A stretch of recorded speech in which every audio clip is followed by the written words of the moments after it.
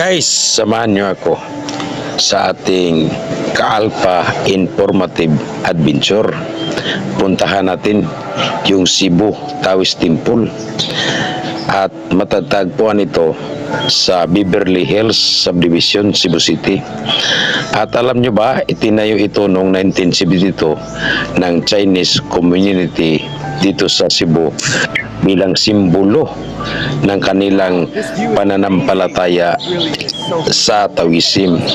At ang good news, alam nyo ba, libre ang entrance at bukas ito kahit hindi ka Chinese. Grabe pala ang view dito.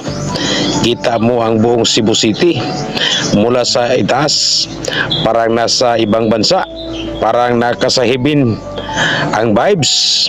At alam nyo ba, may 81 steps paakyat na sumisimbolo sa 81 chapters ng Tao Teaching.